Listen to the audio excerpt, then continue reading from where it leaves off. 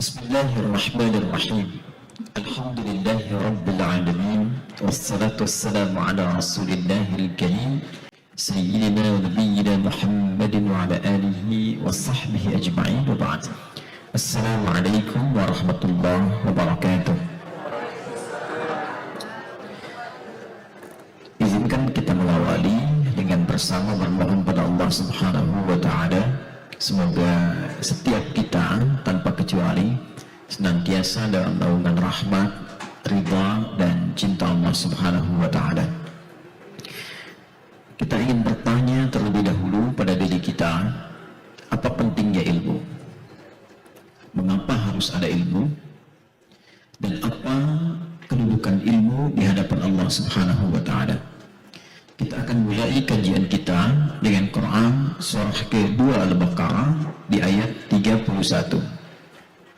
Dan semua kajian kita insya Allah akan berlangsung dalam naungan Al-Quran dan Sunnah, Al-Quran dan Sunnah. Semua referensi terukur dari kurikulum Al-Quran dan cabaran dari hadis Nabi Muhammad SAW. Saat mula Adam tercipta alaihi salam, dan Allah menegaskan fungsi ciptaannya ini dengan tujuan tertentu. Sebagai informasi, sebelum tercipta Adam alaihi salam sudah ada dua makhluk lebih dulu tercipta, yaitu malaikat dan jin.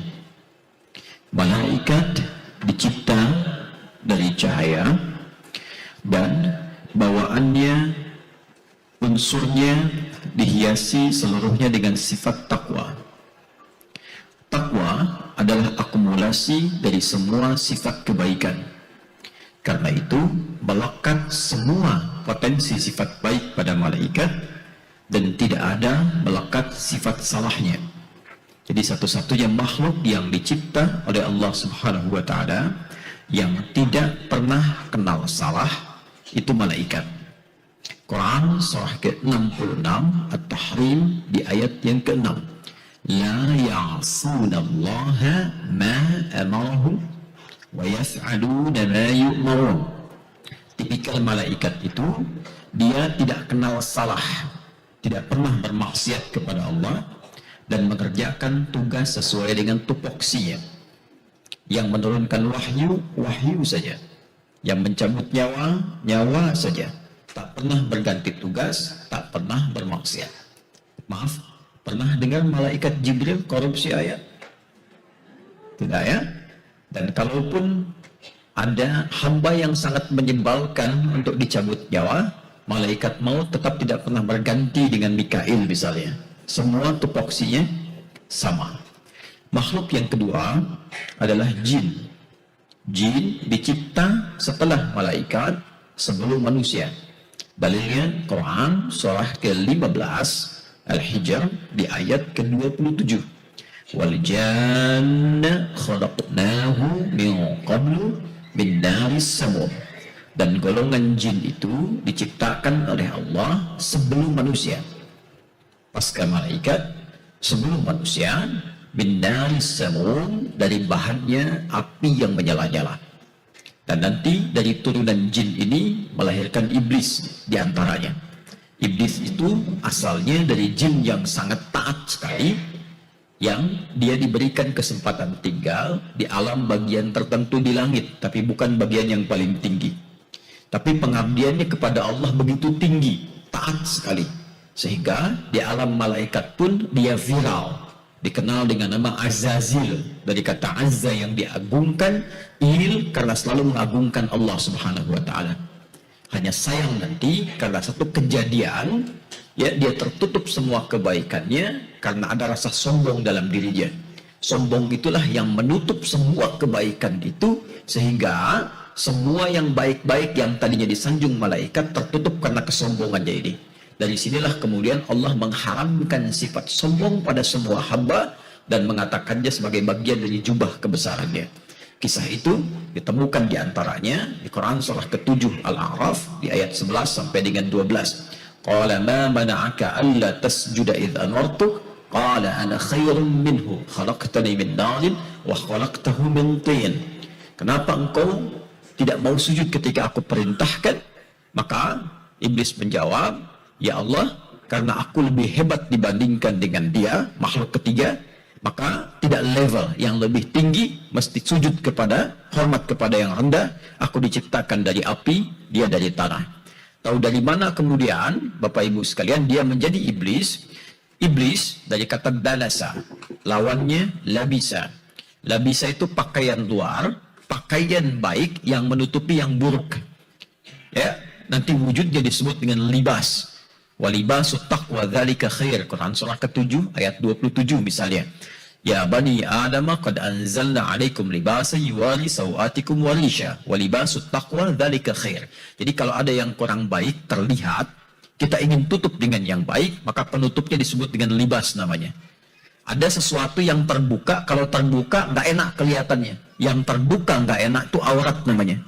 Karena itu aurat ditutup, karena tak enak bila kelihatan. Nah, penutupnya disebut libas namanya. Sebaliknya, kalau ada yang baik tapi ditutup oleh yang buruk, maka dari kata balasa, makhluknya, objeknya disebut dengan iblis. Maka jin ini karena sombong berubah menjadi iblis, disebut oleh Quran di Quran surah ke-18 Al-Kahf di ayat ke-50 paling kanan di pertengahan di mushaf. Wa idh qulna lil malaikati isjudu li adama fasajadu illa iblis kana minal jinni fa fasaqa an amri rabbih. Ketika diperintahkan untuk hormat kepada Adam, semua hormat malaikat, ya, dan kalangan jin kecuali satu saja, yaitu iblis yang tertutup oleh kesombongan. Tadinya karena minal jinni, dia termasuk kalangan jin yang taat, fasaka. Fasik itu lawan dari taat, maka dia menyimpang dan hilang ketaatannya di sisi Allah.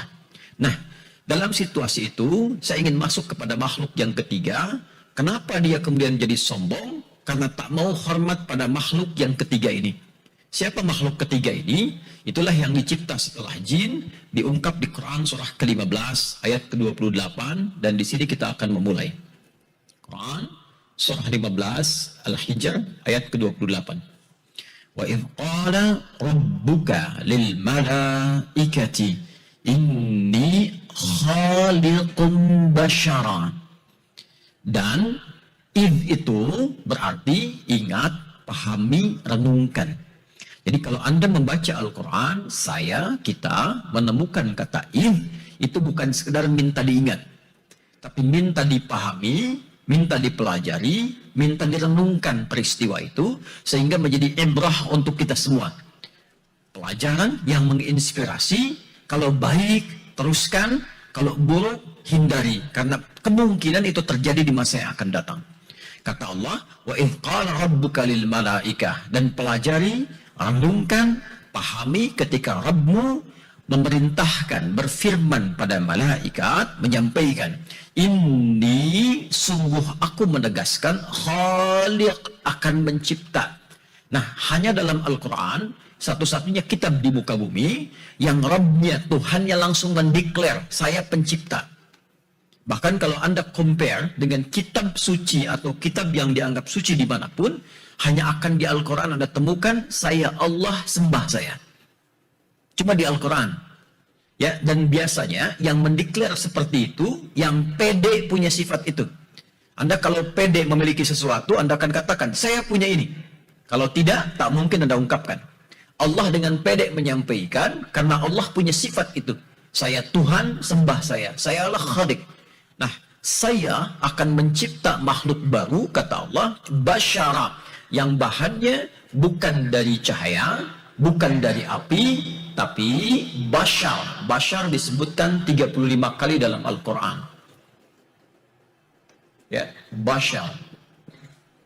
Makhluk yang bahannya nanti min salsali min hama'in masnun, dari bahan tanah yang tembikar seperti lumpur yang dipadatkan, sehingga dibentuk menjadi sosok yang baru. Tapi di situ nanti disebut dengan bashar sebagai gambaran gabungan dari takwa dan nafsu. Nama lain nafsu itu fujur namanya. Jadi ada jiwa baiknya takwa, lawannya nafsu. Takwa nanti yang terkait nafsu disebutkan 115 kali dalam Al-Quran. Nafsunya yang lawan takwa disebutkan 115 kali dalam Al-Quran. Pelan-pelan sedikit. Nah, jadi yang dicipta oleh Allah ini makhluk yang punya sifat-sifat malaikat dengan sifat kebaikan, takwa. Tapi juga punya dorongan nafsu, lawan dari takwanya, yang melekat pada sifat hewani. Ya.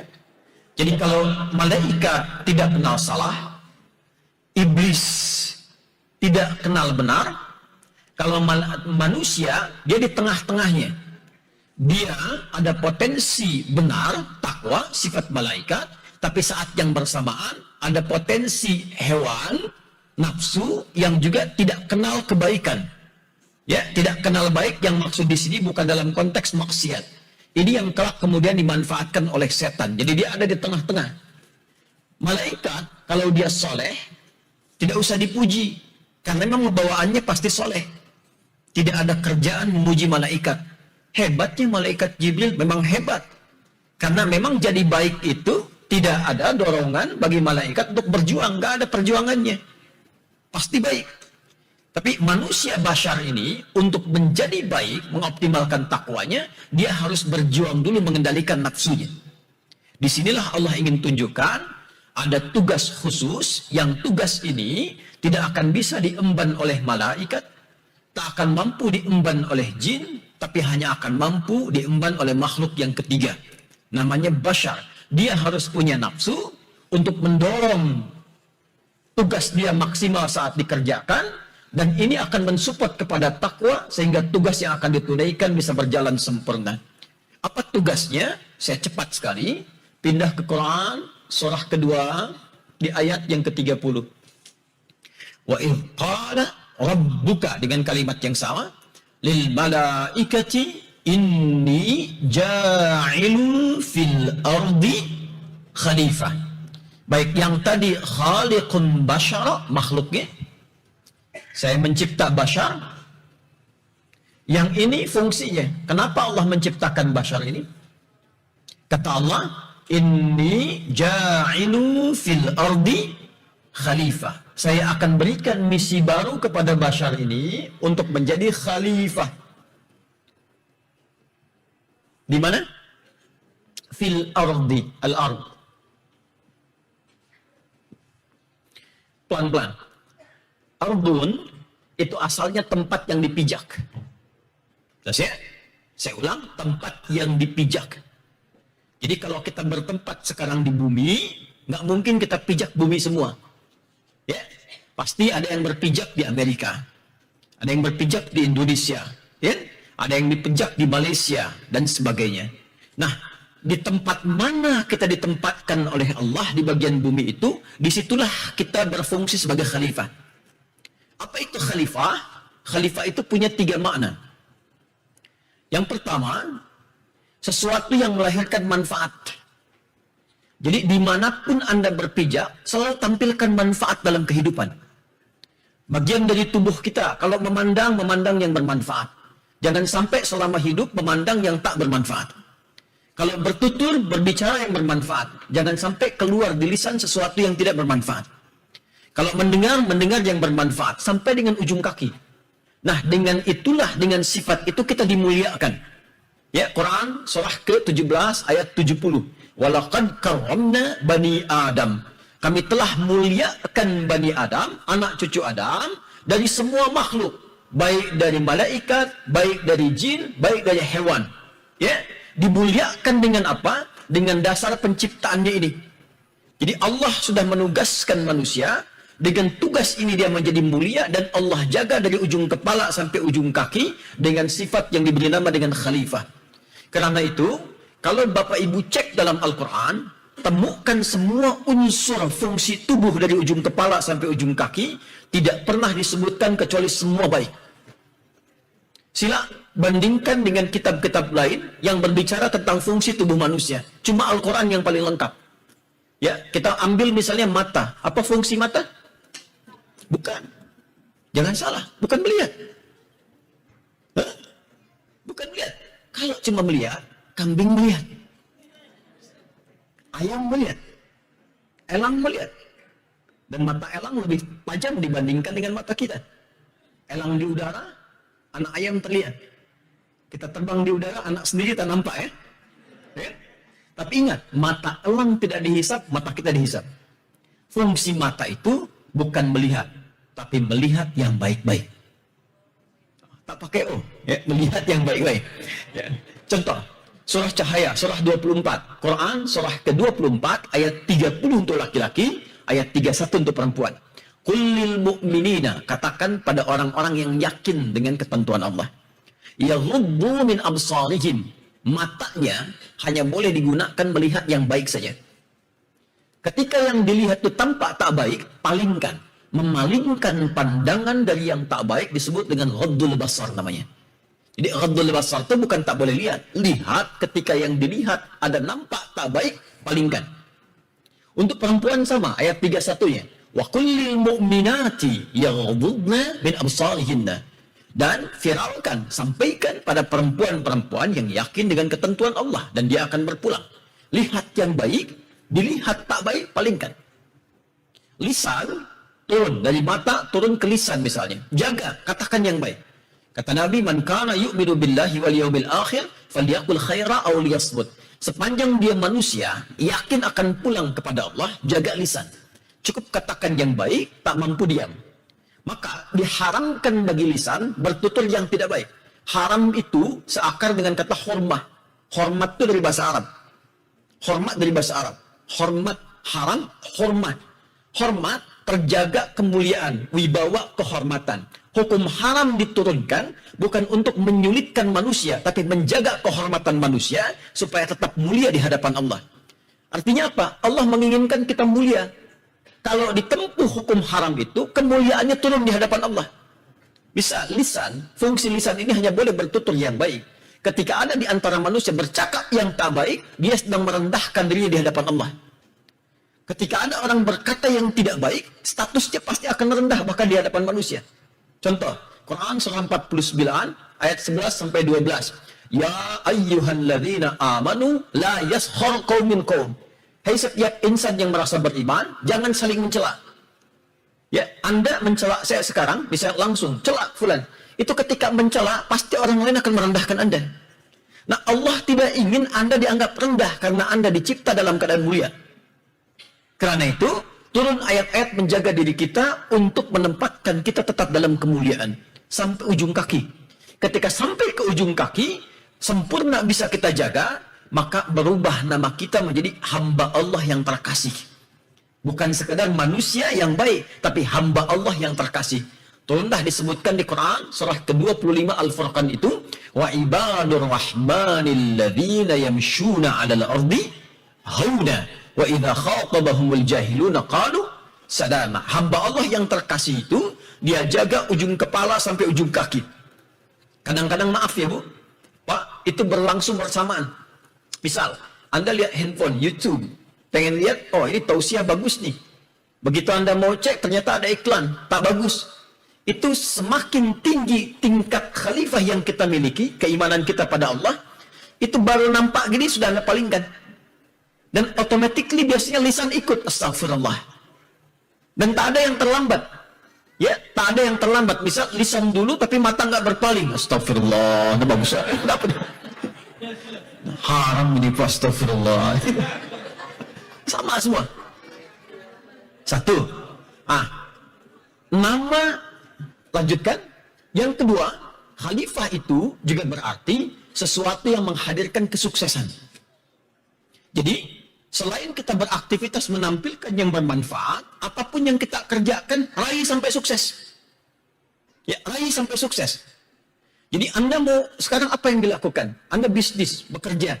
Jangan tanggung, kerjakan yang optimal, kerjakan yang baik, dan raih kesuksesan di tempat yang tertinggi. Kalau Anda di karir, diplomat kah, di birokrat kah, cari sampai yang tertinggi. Kalau Anda mahasiswa belajar serius, sampai mendapatkan tingkat yang tertinggi. Jadi Quran mendorong kita aktif dimanapun jadi yang terbaik. Nah, nanti yang terakhir adalah mendorong pada kemakmuran. Jadi setelah bermanfaat, sukses, kesuksesan itu dibawa untuk memakmurkan tempat yang dia pijak. Ini yang dimaksud Quran, surah ke-9 At-Taubah ayat 122. وَلِيُنذِرُوا قَوْمَهُمْ إِذَا رَجَعُوا إِلَيْهِمْ لَعَلَّهُمْ يَحْذَرُونَ. Kalau Anda sudah sukses, sudah bagus, pulang, bawa kesuksesan ke keluarga, dan tanamkan itu semua, tebarkan di tempat yang Anda pijak. Misal, Anda dari Indonesia, berangkat, belajar, optimal, maksimal, sukses, pulang, bangun negeri Anda. Di kampung mana di Indonesia? Dari Sumatera, dari Jawa, dari Kalimantan, bangun. Sekalipun belum bisa pulang dari sini, berikan inspirasi. Kirimkan orang-orang tertentu, bawa lagi, didik sini, dan pulang. Dari Malaysia misalnya, sukses di sini, berikan inspirasi untuk pulang. Kalau belum sempat pulang, berikan kontribusi untuk membangun negerinya. Itulah khalifah fil ard. Makanya Quran tak mungkin bertentangan dengan nilai-nilai kenegaraan. Nah, hanya pelan-pelan, sebelum saya lompat sedikit, semua sifat khalifah fil ard itu disebut dengan satu nama saja, yang melekat pada perjalanan hidup kita. Namanya disebut dengan umur. Apa namanya? Umur. Pernah ada orang tanya begini, berapa umur Anda? Pernah ada? Apa artinya umur? Bukan. Oh, bukan, tak usah maksa. Umur asalnya bukan usia. Usia itu batas hidup. Batas hidup kita dalam Al-Quran bukan disebut umur, disebut ajal namanya. Quran surah ke-7 ayat 34. Walikulli ummatin ajal. Setiap manusia, bahkan umat pada umumnya, semua manusia yang berkehidupan di bumi, diberikan batas kehidupan. Dan itu nanti dirahasiakan oleh Allah supaya kita sungguh-sungguh. Kalau diberitahu nanti Anda akan meninggal misalnya jam 4 tepat, gak akan ada di sini Anda. Di musola, astagfirullah, astagfirullah, astagfirullah. Makan tak hobi, tak mau lagi, tak ada selera, gitu kan? Karena mau meninggal, ya. Ya, karena itu dirahasiakan supaya kita semangat. Nah, cara kita mengisi hidup sampai tiba ajal itu, itulah yang disebut dengan umur. Jadi kalau ditanya, Ustaz Adi, umurnya berapa? Oh, umur saya 38 tahun sampai dengan saat ini. Maksudnya apa? Dari 38 tahun itu, apa makna umur? 3 tadi yang dibawa oleh khalifah. Manfaat, sukses, berkah, makmur. Sampai 38 tahun Anda hidup sekarang ini, berapa manfaat sudah ditampilkan dalam kehidupan? Bagaimana kalau diwafatkan sekarang? Sudah sukses belum dalam aktivitas pekerjaan? Apa yang bisa dibawa untuk kontribusi dalam kehidupan? Ke keluarga apa? Ya, ke ibu apa? Ke ayah apa? Ke anak apa? Ke bangsa apa? Ke negeri apa? Ya, apa kemakmuran yang bisa ditampilkan? Jadi kalau ditanya berapa umur Anda, itu sesungguhnya pengingat yang Allah titipkan kepada lawan bicara Anda untuk mengingatkan kalau diwafatkan sampai detik ini, apa hasil yang kita bawa menghadap Allah Subhanahu wa taala. Nah, untuk mendorong kehidupan kita sukses mengoptimalkan misi khalifah ini, maka Allah memberikan bekal yang paling pokok kepada setiap anak cucu Adam. Dan bekal inilah yang menjadikan manusia terhormat, bahkan melebihi derajat malaikat. Bila mampu dioptimalkan, maka Allah perintahkan malaikat pun sujud hormat kepada setiap manusia. Maka pindah ke Quran, surah kedua, ayat 31. Disinilah kita akan memulai pada mukaddimah yang kedua. Tadi baru mukaddimah pertama ya. وَعَلَّمَ آدَمَ الْأَسْمَاءَ كُلَّهَا. Fokus. وَعَلَّمَ آدَمَ الْأَسْمَاءَ كُلَّهَا. Pertama Allah beri nama makhluk yang dicipta pertama itu, ya setelah malaikat, kemudian jin, yang kelak sebagian jadi iblis. Setelah itu diciptakan bashar. Nama pertama bashar yang diciptakan namanya Adam. Siapa namanya? Adam. وَعَلَّمَ Adam. Dan sebelum Adam ditugaskan ke al-ard ini, yang sering kita artikan ke bumi ini untuk menjadi khalifah, pelan-pelan, diajarkan oleh Allah, diberikan bekal dulu, bekal yang mensupport dan mendukung misi kekhalifahannya. Apa itu? Wa'allama, mengajarkan ilmu.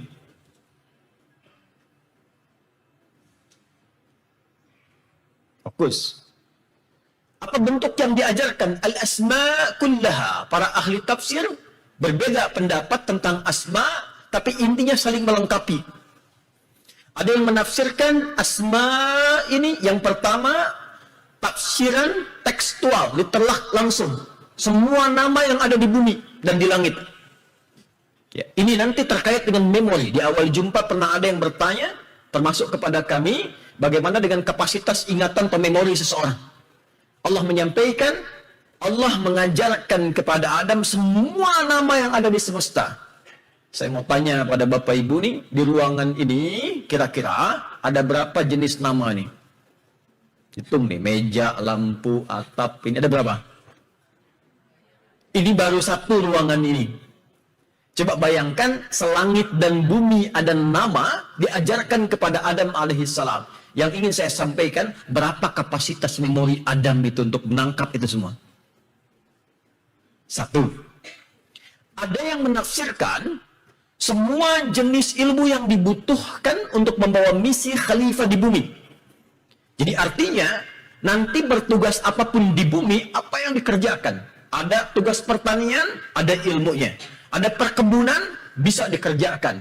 Ada arsitektur, bisa dilakukan. Bahasa, bisa ditanamkan. Seperti tafsirnya Imam Al-Baghawi dalam tafsir Al-Khazin. Diberikan semua bekal untuk menjalani kehidupan di bumi. Nah, saya tanya sebentar begini. Kalau Adam itu nabi atau bukan? Pelan-pelan, pelan-pelan. Dipikir dulu. Adam nabi atau bukan? Nabi. Rasul atau bukan? Bukan. Baik ya, tahu dari mana? Nah, apa bedanya kalau nabi diberikan tugas, tapi untuk pribadi dan yang terdekatnya? Kalau Rasul diberikan tugas risalah untuk umat yang banyak. Adam, Nabi bukan Rasul. Kenapa Nabi bukan Rasul? Karena Adam saat diturunkan, umat belum ada. Yang ada cuma Adam dan Hawa. Maka dipilih Adam membawa risalah pertama untuk pribadi dan awal keturunannya. Di mana ditemukan ayatnya? Quran surah ketiga Ali Imran ayat 33. Innallaha astafa Adam. Allah memilih Adam sebagai manusia pertama yang ditugaskan sebagai khalifah. Dipilih, dilekatkan sifat kenabian. Maka kita turunkan Adam. Sini. Adam. Nabi bukan? Nabi. Manusia bukan? Baik, manusia. Alhamdulillah. Sekarang kita di sini. Baik, kita anak cucu Adam. Kita disebut dengan Bani Adam. Tidak ada satupun manusia hidup di bumi kecuali kalau diurut keturunannya akan nyambung ke Adam alaihissalam. Siapapun dia. Ya, bapak, ibu, kita semua keturunan Nabi nih. Nabi Adam. Jelas ya? Semua ke Nabi Adam. Satu-satunya makhluk di muka bumi, manusia paling utama, paling istimewa, yang hidup di akhir-akhir masa. Sebagai pembuka akhir zaman, hidup beliau, Masya Allah, ayahnya meninggal, tapi nasabnya masih nyambung ke Nabi Adam dengan jelas. Itu hanya Nabi Muhammad SAW. Untuk menegaskan kerasulannya, keistimewaannya, dijadikan oleh Allah istimewa sejak lahirnya. Jadi nggak ada alasan orang nyoal. Nasabnya mulia, orangnya mulia, sifatnya mulia, karakternya mulia. Hanya Nabi Muhammad SAW bin Abdullah, bin Abdul Muttalib, bin Hashim, bin Abdul Manaf, bin Qusay, bin Barwah, bin Kilab, bin Ka'ab, bin Ghalib, bin Fihir, bin Malik, bin Nadar, bin Kinana, bin Khuzaimah, bin Mudrikah, bin Ilyas, bin Nizar, bin Mudar, bin Ma'ad, bin Adnan, bin Adi, bin Adri, bin Muqawwam, bin Nahur, bin Tarikh, bin Ya'rub, bin Yasjub, bin Nabit, bin Ismail alaihissalam, bin Ibrahim alaihissalam, bin Azar, bin Nahur, bin Abir, bin Kinan, bin Arfakhshad, bin Sam, bin Nuh alaihissalam, bin Mihlail, Matushalah, bin Kinan, bin Anwas, bin Thith, bin Adam alaihissalam. Nyambung ya? Nah, coba kita ulangi sama-sama. hanya mungkin ke atas. Jadi semua kita yang hidup pasti tersambung ke Nabi Adam. Karena itu kita disebut dengan Bani Adam. 7 kali disebutkan dalam Al-Quran. Ini kita. Bani Adam. Apa kaitan dengan ilmu tadi? Fokus. Kita cek dulu. Adam, Nabi, Adam, manusia. Kita manusia bukan? Berarti sama dengan Adam di sisi ini. Kita Nabi bukan? Coba timbang dulu. Nabi bukan? Kan ya? Ingat, tidak ada Nabi setelah Nabi Muhammad sallallahu alaihi wasallam. Tapi tolong catat ini, kalimat nabinya begini. La nabiyya ba'di. Tidak akan ada nabi setelah saya. Kalimat itu maknanya dua. Maknanya dua. Maksud Nabi, akan ada klaim kenabian setelah saya.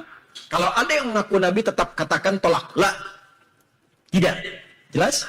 Jadi kalau ada orang mengaku Nabi kekinian, jangan aneh. Artinya itu pembuktian terbaik dari hadis Nabi SAW. Cuman kadang yang heran tuh begini. Setiap ada yang ngaku, ada umatnya. Ada pengikutnya. Saya waktu dengan MUI terlibat menyelesaikan masalah, salah satunya ada mantan pelatih bulu tangkis IM ngaku Nabi. Ditanya, kenapa Anda ngaku Nabi? Saya ke Bogor Pak, dapat wahyu. Anda bayangkan, orang ke Bogor dapat talas dia wahyu deh. Terus di Bandung, tukang cukur ngaku Nabi. Tapi ada pengikutnya. Ya, tingkat paling tinggi LE di Jakarta, ngaku malaikat. Itu paling tinggi tuh.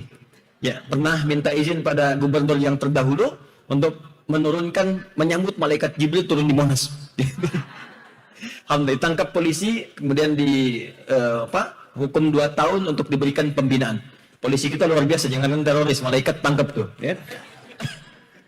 Kita bukan Nabi, tapi manusia. Perhatikan rumusannya. Adam, Nabi, Adam, manusia.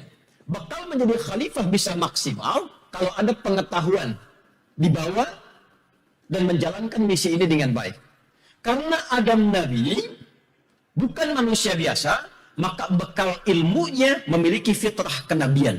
Maka diajarkan langsung oleh Allah. Allah yang mengajarkan. Makanya Nabi, kita nggak temukan ada Nabi pernah sekolah. Kita nggak temukan ada Nabi punya guru. Karena yang mengajarkan langsung Allah. Semua dibekali. Dan kalimat Qur'annya selalu allama yu'allimu. Allama yu'allimu. Sampai ke terakhir Nabi Muhammad SAW, Quran surah ke-2 Al-Baqarah ayat ke-151. Ya, kama arsalna fikum rasulan minkum yatslu alaikum ayatina wa yuzakkikum wa yu'allim. Selalu yu'allim karena beliau asalnya diajarkan.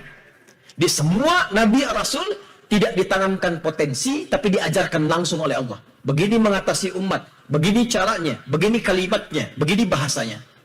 Kita manusia bukan nabi. Karena kita bukan nabi, semua perangkat ilmu tadi ditanamkan oleh Allah berupa potensi dalam diri kita. Di sini yang ingin saya tekankan adalah setiap manusia pada dasarnya memiliki potensi yang sangat pintar. Gak ada manusia bodoh. Cuma di lagu. Gak ada manusia bodoh. Di Bapak Ibu, ya, maaf, ini diri kita ini makhluk yang unik. Semua potensi ilmu ada di sini. Anda mau jadi apapun itu bisa terwujud. Ahli fisika, kimia, matematika, biologi, saat bersamaan jadi ahli tafsir, saat bersamaan jadi ahli hadis, itu bisa. Sepanjang mau mengeksplor apa yang ada dalam diri kita. Jadi kalau kita bisa keluarkan, optimalkan itu semua, maka manusia ini menjadi sosok yang unik karena bisa menjadi apapun yang bisa dia raih. Makanya dulu, Ibu pernah dengar menantu Nabi namanya Ali bin Abi Thalib? Ya, itu bukan hanya ahli Quran, pakar bahasa, pakar hadis, saat yang bersamaan beliau pun ahli matematika. Ada tafsir namanya Al-Jawahir. Di jilid terakhir ada matematika Qurannya Ali bin Abi Thalib radhiyallahu taala anhu. Itu pandai, jenius matematika. Satu kali ada satu orang suami istri, suaminya mengadu, minta istri dihukum rajam. Dia katakan, ya Amirul Mukminin radhiyallahu taala anhu, hukum rajam istri saya nih. Kenapa katanya? Dia selingkuh. Istrinya ditanya, betul kamu selingkuh? Tidak ya Amirul Mukminin. Suaminya mengatakan, betul, kamu 6 bulan sudah melahirkan. Masa 6 bulan lahiran, kita kan baru nikah katanya, terus kamu 6 bulan nih baru mengandung, sudah lahiran. Ini nggak normal. Ditanya sama Ali radhiyallahu ta'ala anhu, apakah benar kamu selingkuh? Tidak ya Amirul Mukminin. Apakah Anda ada saksi? Saya tidak temukan ya Amirul Mukminin. Kata Ali bin Abi Thalib, perempuan ini benar. Dia jujur, dia tidak selingkuh. Apa kata suaminya? Bagaimana bisa terjadi? Kata Ali bin Abi Thalib, enteng saja. Apakah engkau tidak membaca firman Allah Subhanahu wa taala di Quran surah ke-46 ayat ke-15, Al-Ahqaf ayat 15. Wassaynal insana biwalidayhi ihsana hamalathu ummuhu kurhan. Okay? Sampai ke kalimat antara wahamduhu wa fisaluhu 30 syahran. Mengandung dan menyusui sampai dengan menyapi 30 bulan. Jadi perempuan mengandung sampai menyusui, menyapi, antara mengandung dan menyusui, menyapi itu dihitung 30 bulan. Lalu engkau baca firman Allah di Quran surah ke-31 Luqman di ayat yang ke-14. Wassaynal insana biwalidayhi ihsana hamalathu ummuhu wahnan ala wahnin wa fisaluhu fi amain. Kata Ali bin Abi Thalib di surah Luqman ayat 14, menyusui sampai menyapih itu 2 tahun. Di surat Al-Ahqaf mengandung, menyusui, menyapih itu 30 bulan. Bukankah 2 tahun itu 24 bulan? Jadi kalau 30 kurangi 24 itu 6 bulan. Kata Ali, itulah namanya kelahiran prematur. Ali bin Abi Thalib.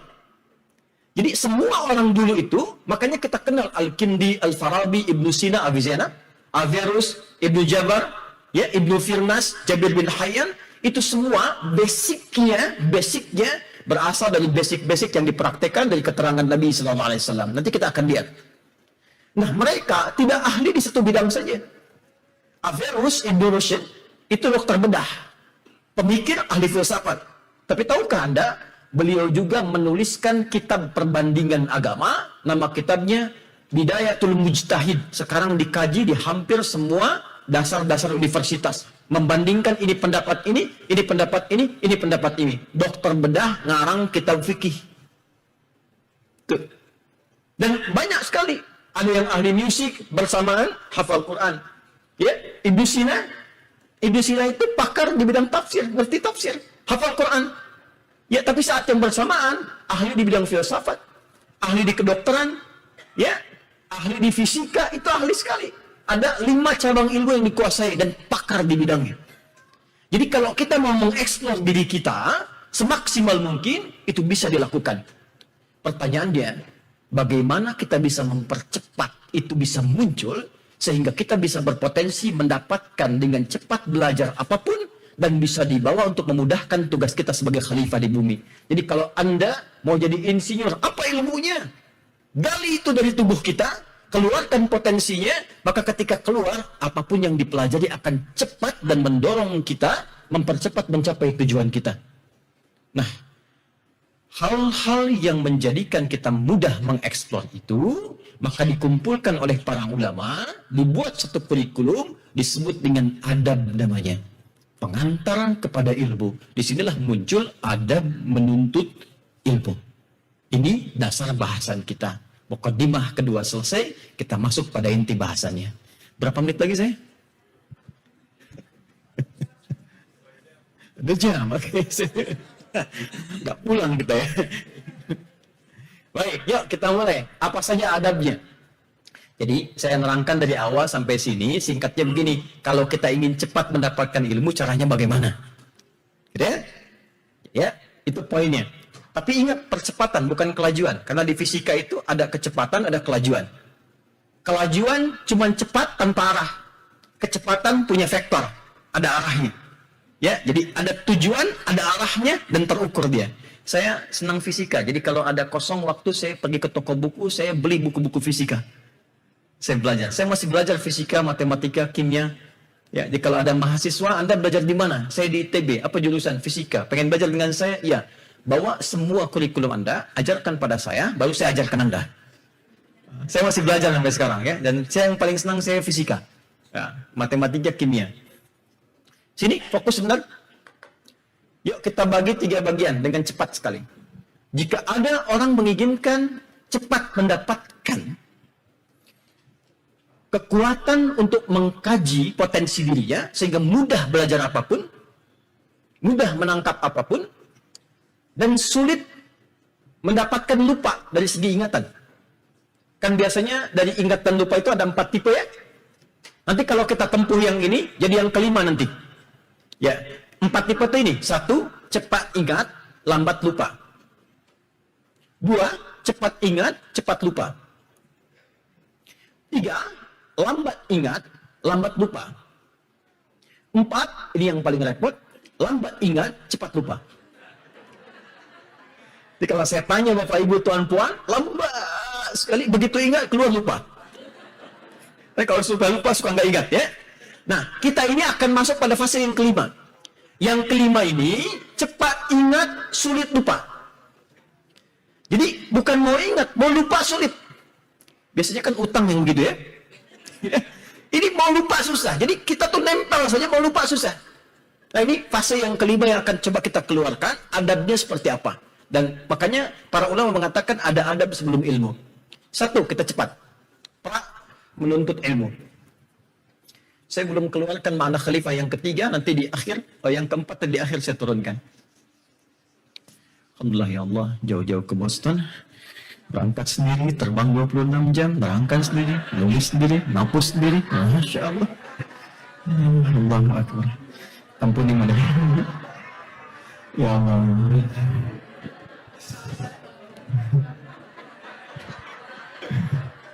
Siap. Semoga Allah ampuni moderator. Baik, fokus. 1, adab menuntut ilmu. 1, saya katakan belajar saja sebelum belajar. Bapak Ibu mau belajar menghafal Quran. Bapak Ibu mau belajar anaknya misalnya fisika, matematika, kimia, apapun itu. Karena ilmu itu milik Allah semua. Karena itu Allah disebut Al-Alim, yang maha menguasai semua ilmu. Maka, kaidahnya selalu begini, secara logik ya, secara logik. Bukankah orang yang dekat dengan sosok tertentu, dia akan mudah mendapatkan akses darinya kan? Saya sering katakan, saya dekat misalnya dengan Presiden IMSA atau MISG. Bukankah saya langsung bisa telepon, minta sesuatu, langsung kan aksesnya? Anda dekat misalnya ke Presiden Joe Biden, Masya Allah. Telepon, langsung dapat akses ya? Orang yang tidak mendapatkan akses, sulit mendapatkan bimbingan dan kemudahan. Nah, Allah pemilik semua ilmu. Maka dengan logika yang sama, orang yang mendekati Allah dengan kuat, apa yang tidak sulit bagi Allah untuk dibuka seluruhnya bagi hamba yang mendekat itu. Maka kaidah yang pertama, Quran surah kedua Al-Baqarah di akhir ayat 282. Ayat paling panjang dalam Al-Quran, paling kiri sebelah bawah di ujungnya. Quran surah kedua ayat 282 di akhir ayatnya di ujung.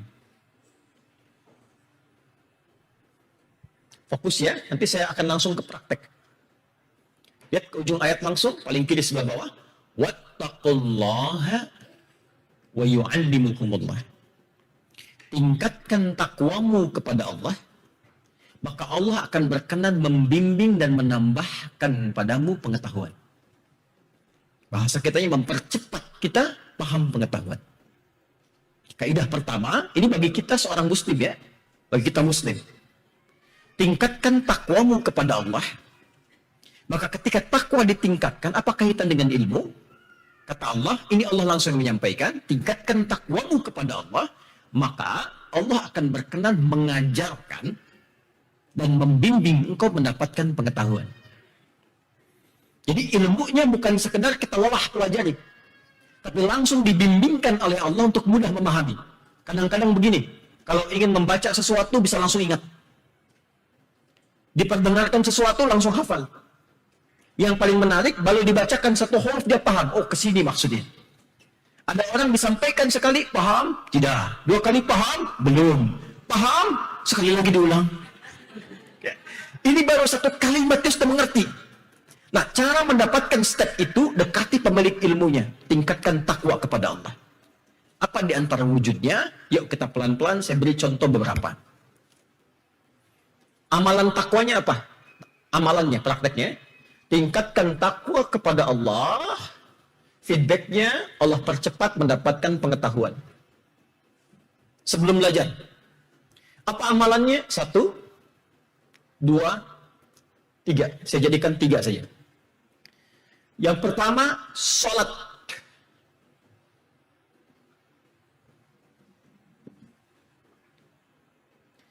Spesifik.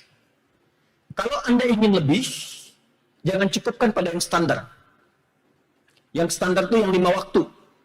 Ya. Rumusnya 2-4-4-3-4. Subuh, zuhur, asar, maghrib, isya. Itu standar.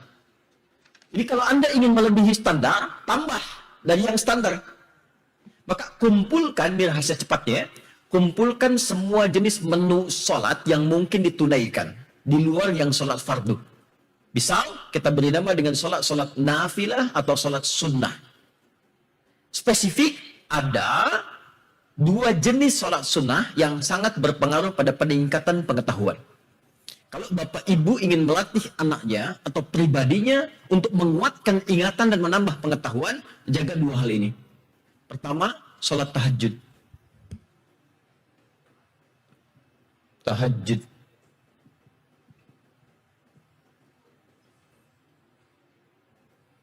Nah, ini tak main-main saya sampaikan ini ya. Orang yang sering kali menjaga tahajud, dan ini sudah ada riset bahkan di barat, ya, sampai ke Eropa.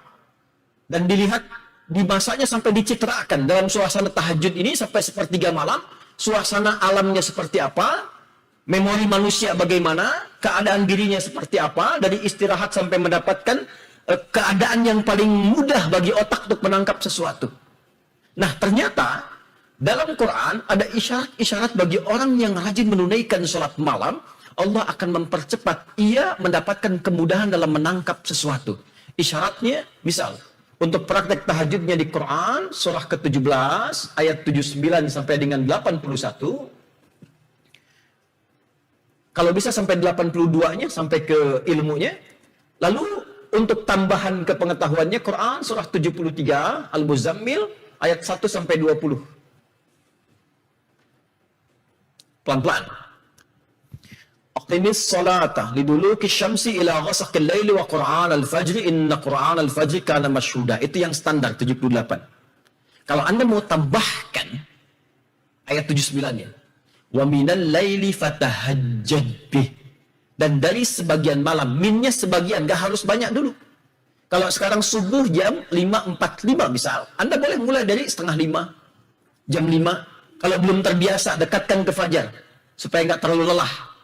Ya, apa bedanya qiyamul lail dengan tahajud? Kalau qiyamul lail itu bangun malam pada umumnya, mau tidur dulu, mau tidak, itu bangun. Contoh, setelah Isya, saya sholat 2 rakaat, saya tak mau langsung tidur. Saya aktivitas, sebelum tidur saya sholat. Tapi di waktu malam, selain sholat fardu, itu nama umumnya qiyamul lail. Jelas? Tapi kalau Anda tidur dulu, lalu setelah tidur bangun di malam harinya. Aktivitas yang dikerjakan bangun dari tidur di malam hari disebut dengan hajada. Ha, jim, dal.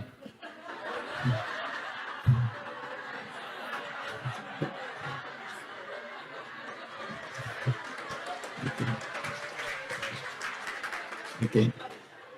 Problemnya adalah, memang saya sisakan itu, tidak saya hapus, untuk saya terangkan. Oke. Khalifah, maknanya sukses, kemudian bermanfaat, berkah. Nah, satu lagi, top. Semoga mengampuni kita semua ya. Oke, sampai mana tadi kita ya? Ya, hajada. Jim, dal. Tapi kalau kita mau berusaha bangun, karena ini tidak mudah dikerjakan, kita pengen berusaha kuat. maka tambahkan tak di depan kata asalnya. Itu rumus cepat bahasa Arabnya. Tambahkan tak. Tak ini menunjuk kesungguhan, usaha yang kuat. Dan kalau bersungguh-sungguh ingin melakukan, tapi tantangannya nggak mudah. Kadang udah berusaha, tetap terlelap. Kadang minta dibangunkan, tetap nggak bisa bangun. Tapi kita ingin berjuang mengatasi itu, tambahkan tasydid sebelum huruf akhirnya. Tahajjada, ya tahajjadu, tahajjudan. Ya. Makanya kalau kita pengen bangun jam 4:30, jam 4:30, kadang kan alarm jam 3 kan? Alarm pertama jam 3.00, alarm kedua 3.30, alarm yang ketiga jam 4:15. Ya. Alarm pertama untuk mematikan alarm kedua matikan alarm ketiga siap-siap gini kan, begitu sadar jam 5 kan, ya pengalaman ya, oke. Itu biasa. Makanya Allah sudah maha tahu, makanya pakai ta dan tasdid dalam jim. Fatahajjad bi, bangun tahajud. Nafilatan lak, ini memang sunnah, bukan wajib. Tapi Allah akan berikan 4 kemuliaan yang tidak diberikan pada yang tidak tahajud. Tuan-tuan, bapak ibu, sholat fardu, khusyuk, tapi tak tahajud, tak dapat 4 ini. 1. Asa ayyab'athaka rabbuka maqaman mahmuda. Dengan tahajud itu, ada wasilah untuk mendapatkan maqam mahmuda. Allah akan mengangkat ke tempat yang tertinggi dan terpuji. Ya. Apapun itu bentuknya. Wa qur rabbi adkhilni mudkhala sidqin. Yang kedua akan dibimbing beraktivitas dengan cara yang benar. Yang ketiga, wa akhrijni mukhraja sidqin. Kalau punya kesulitan, dibimbing keluar dengan cara yang benar. Tak harus nyogok, tak harus berkata yang tidak bagus, dibimbing.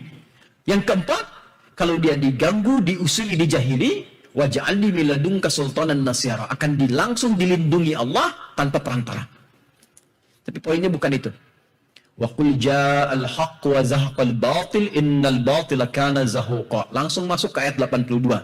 Wa nunazzilu minal qur'ani ma huwa syifaa'un wa rahmatul lil mu'minin wa la yazidu zalimina illa khasara. Dan pada saat itulah dia membaca Al-Qur'an. Saat tahajud dia baca Qur'an. Bacaannya dikonfirmasi di Qur'an surah ke-73 ayat 1 sampai 20. Ya, faqra'u ma tayassara minal Quran. Nanti di ayat yang ke-6-nya, inna nasyi'atal laili hiya asyaddu wat'aw wa aqwamu qila. Kalau engkau bangun di malam itu, engkau bacakan, apapun yang engkau pelajari, apapun yang engkau baca, itu akan melekat kuat dibanding waktu-waktu yang lainnya. Jadi kalau kita mulai dengan tahajud dulu, minta kepada Allah, maka kondisi keadaan hati dan pikiran kita akan disiapkan oleh Allah, supaya cepat menerima pengetahuan yang kita pelajari. Karena itu kalau bapak ibu coba anaknya bangunkan, minta baca misalnya jam 5. Minta belajar jam 4:30. Saya punya teman, mufti di Syria, namanya Dr. Hasan al-Bash. Ahli perbandingan agama, dia dari segi keilmuan lebih di atasnya Ahmad Didat.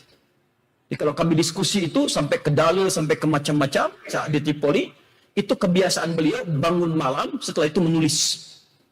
Itu ingatannya, ilmunya luar biasa, tajam sekali.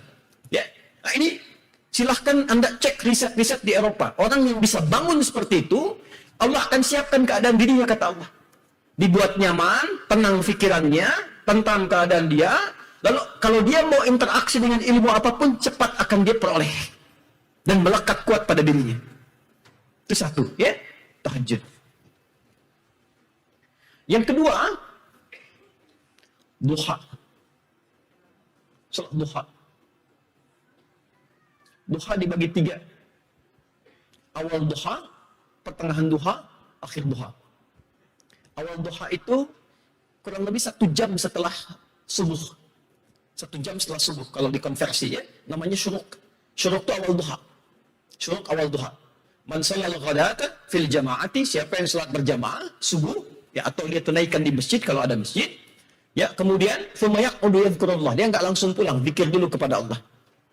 Thumma yusalli rak'ataini fi biyatid duha, dan dia salat 2 rakaat di awal duha, namanya syuruk.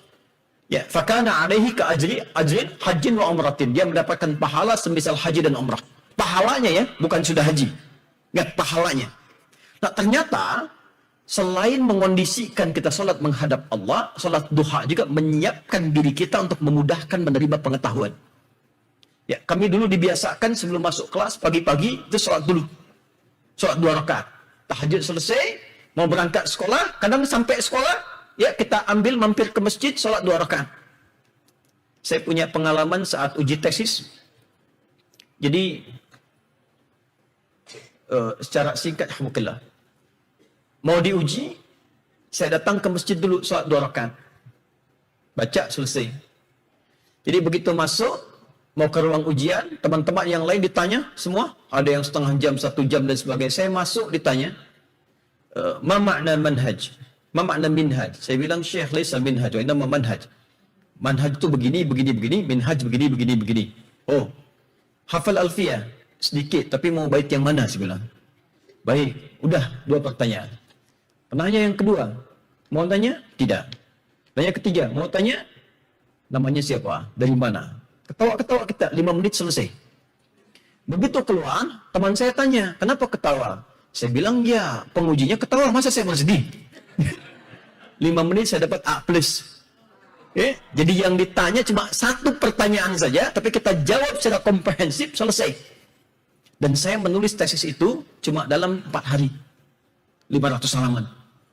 Ya, 500 halaman. Jadi saya datang hari Jumat, ada revolusi di Tripoli itu, kami pulang ke Indonesia, saya tamatkan diplom S2 di Libya, kemudian saya ambil yang S2 terakhirnya di UIN, Sunan Gunung Jati, datang hari Jumat, diminta proposal tesis. Saya bilang, saya belum ada, izinkan saya kembali hari Senin.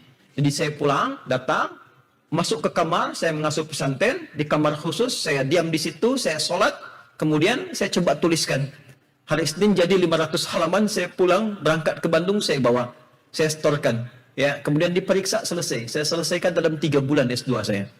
Ya, kemudian baru saya tinggalkan 6 bulan di sidang, selesai. Nah, sekarang saya ngambil yang ketiga, kedua, S3 kedua. Sekarang analisis bahasa Al-Quran 30 juz. Nah, yang paling menarik adalah, yang ingin saya kembalikan ke sini, ini sangat berpengaruh.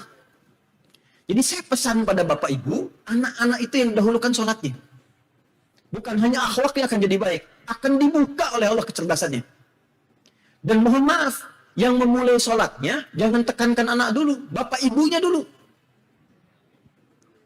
Bapak Ibunya. Karena gini, nanti ada transmisi kesolehan yang Allah turunkan dari hasil kebaikan orang tua ke anak. Contoh, Bapak Ibu kenal Imam Al-Bukhari? Tidak. Ya, langsung aja tidak ya, biar nggak lama gitu ya. Al-Bukhari itu bukan nama asli. Al-Bukhari itu bukan nama asli. Nama aslinya Muhammad. Punya bapak namanya Ismail, punya kakek namanya Ibrahim, kakek buyutnya Al-Mughirah, yang buyutnya Al-Bardizbah. Tinggal di Kecamatan Jufah, Kabupaten Bukhara, Provinsi Khorasan, negara Uzbekistan sekarang. Nah, dulu kalau orang bukan Arab, datang ke Arab, dia kenalkan nama daerahnya. Untuk menunjukkan Islam sudah datang ke tempat saya, ini buktinya saya masuk Islam. Maka rumusnya, tambah A di depannya, ujungnya I. Dia dari Kabupaten Bukhara, beliau katakan, Ana Al-Bukhari, saya dari Kabupaten Bukhara. Kita punya ulama besar dari Padang, namanya Syekh Yasin ahli hadis, Musnid Dunya, anak Yasin Al-Padangi. Ada Syekh Nawawi dari Banten, anak Nawawi Al-Bantani. Ada Syekh Ahmad Khatib Al-Minangkabawi. Ya, jadi kalau Presiden IMSA misalnya Pak Arya atau Pak Yusuf ya dari MISG datang ke Mekah dari Boston, Anda boleh katakan ada Yusuf Al-Bustoni, ya, Al-Malaysiai misalnya kan. Nah, Imam Al-Bukhari itu ibunya rajin sholat, bapaknya rajin ibadah. Nah, barokah dari orang tua ini turun ke anak. Jadi waktu singkatnya lahir, usia 2 tahun, ayah meninggal. Al-Bukhari itu ayahnya meninggal, jadi tumbuh dalam keadaan yatim. Lalu usia 4 tahun, matanya buta. Dan buta permanen. Bapak Ibu, Allah ganti buta matanya dengan ketajaman hatinya. Jadi Al-Bukhari kecil itu karena barokah orang tuanya, walaupun dia masih usia 3-4 tahun, tapi apapun yang dibacakan kepada beliau, langsung hafal sekali dengar. Tak diulang.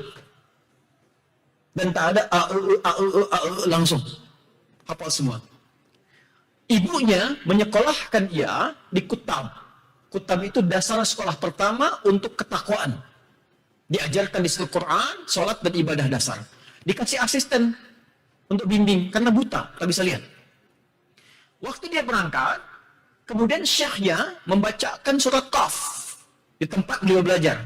Beliau yang paling kecil, yang lain sudah dewasa semua. Ya. Begitu selesai, syekhnya iseng mengatakan, Man hafidha, siapa yang sudah hafal? Al-Bukhari kecil, dengar, langsung angkat tangan Syekh. Hafidtu an dhahri qalbi.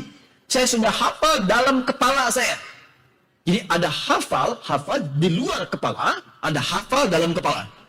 Hafal di luar kepala, itu belum hafal namanya. Ya, jadi hafal di dalam kepala. Syekhnya penasaran, anak kecil, buta, junior, bilang hafal dalam jiwa saya, dalam kepala saya. Ta'al ya bunai, maju ke depan. Dia meraba jalan ke depan. Iqra, baca. Dibacakan awal sampai akhir, bukan hanya benar, tapi dengan makhraj dan sifat huruf yang sempurna. Maka kata gurunya, minal an tadrusul hadis.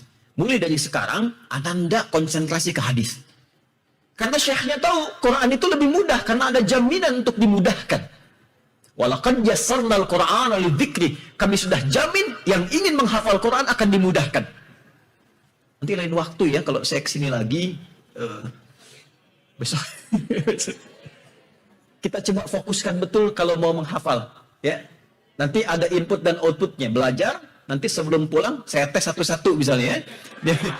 Nggak, itu betul-betul saya tuh suka gregetan, gampang betul, gampang. Karena pas ikut karantina, saya lihat usianya nggak jauh dari ibu bapak sekalian.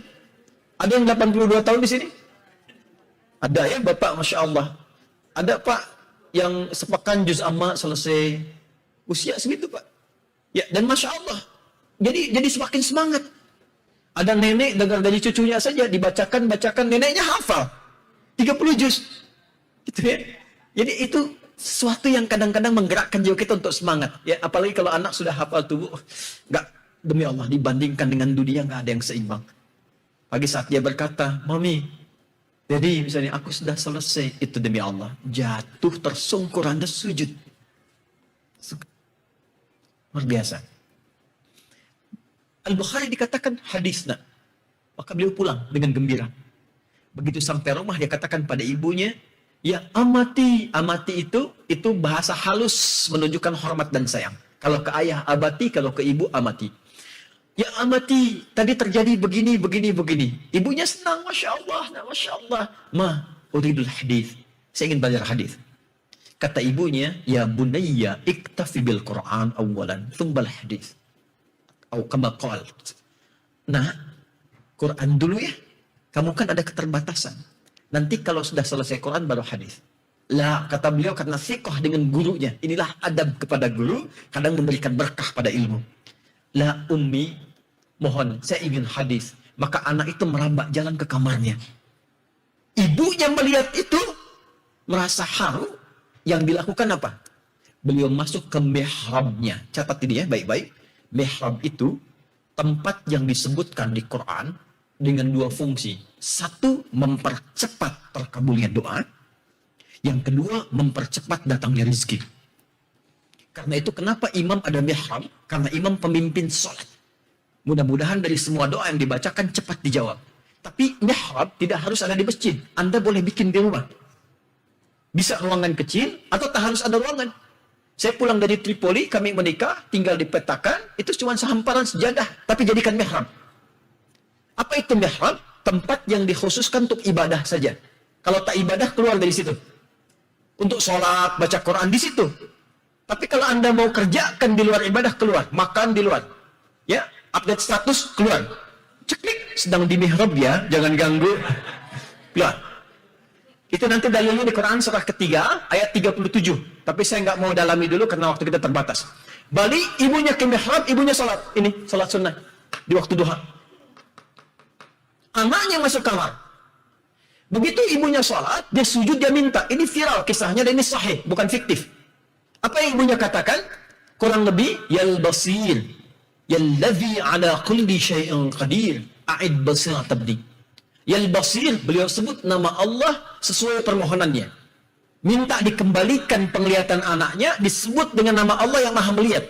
Ini rumus Quran surah ke-17 ayat 110. Qulid Allah awid ar-Rahman ayyamma tad'u falahul asma'ul husna. Kalau punya permintaan, sebut nama Allah atau Ar-Rahman, atau pilih nama Allah sesuai kebutuhan kita. Ya, kalau minta ilmu, ya Al-Alim. Minta rezeki, ya Razak. Seperti pernah saya sampaikan sebelumnya. Yang Basir, ya Allah yang maha menatap dengan tajam.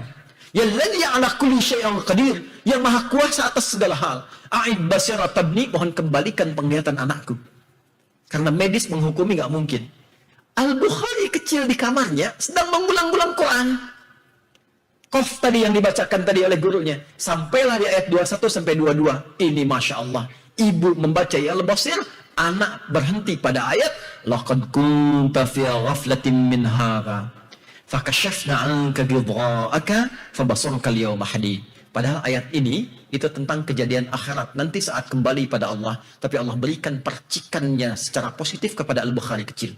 Laqad kunta fi ghaflatin min hadha, dulu pandanganmu tertutup pada sekatnya. Fakashafna 'anka ghidha'aka, maka kami akan buka pandanganmu sekatmu sekarang ini.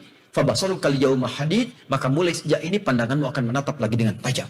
Ibunya tertidur, ya, karena doa yang khusyuk dipanjatkan, anaknya sampai di titik itu tiba-tiba ibunya bermimpi dengan Nabi Ibrahim alaihissalam. Ini namanya tafaul. Tafaul itu memberikan nama pada anak sesuai harapan kebaikan dari namanya. Biasanya ada yang memberikan nama Nabi untuk mencontoh akhlaknya. Ini beliau, bapaknya Ismail, kakeknya Ibrahim, supaya ikut nasab ke atasnya, keteladanannya. Maka ibunya kedatangan Nabi Ibrahim menyampaikan berita gembira, anakmu akan melihat lagi. Bukhari kecil sampai di kalimat tadi tiba-tiba langsung terhentak karena bisa melihat lagi. Maka beliau lompat, beliau kejar ibunya, ummi. Kaget ibunya bangun. Laqad ra'ait, saya bisa lihat lagi. Kata ibunya, nak, rubbama ra'aita biqalbik, mungkin Anda melihat dengan hatimu. La bil aini. La bal bi aini, saya dengan mata saya. Ini ibu pakai pakaian begini, benda ini, benda itu. Keduanya berpelukan, dan disitulah kemudian Al-Bukhari mendalami hadis sampai menulis Sahih Al-Bukhari selama 16 tahun dan selesai. Dan dari kebiasaan sholat ini, setiap akan menuliskan satu hadis, beliau sholat dulu 2 rakaat. Dimulai di Mekah dan diselesaikan di Masjid Nabawi. Kalau beliau tenang, tulis. Kalau belum tenang, sholat lagi. Itulah sholat. Dan itu ternyata diwariskan dari kebiasaan sebelumnya. Bu, maaf ya, Imam Syafi'i, single parent. Suaminya meninggal. Suami ibunya Imam Syafi'i. Itu gendong anaknya lahir di Gaza, digendong ke Mekah, ngitarin Ka'bah, minta sama Allah. Dijaga ini. Dijaga. Hasilnya luar biasa. Imam Ahmad, single parent ibunya. Ya, suaminya meninggal. Tapi apa yang dilakukan, Bu? Malam-malam dibangunkan anaknya, diwudukkan, musim dingin dimasakin air hangat. Dimasakin air hangat. Diwudukkan, ditungguin sholat malam. Ini Imam Ahmad. Dari kecil. Lalu digendong. Di halaqah para ulama, disimpan. Selesai bawa lagi. Malam bangunkan lagi. Apa yang terjadi? Sampai sekarang hafal 1 juta hadis Imam Ahmad. Dan menjadi salah satu imam di antara 4 imam yang sangat populer. Ini Bu, mulai dengan sholat. Ibnu Sina itu kalau lupa dengan sesuatu, gak pernah buka kitab. Masuk masjid, sholat 2 rakaat. Ingat lagi. Itu kebiasaannya. Kadang kita lebih hebat daripada Ibnu Sina kan? Gak pengen ingat semua kan? Saat sholat. Ya.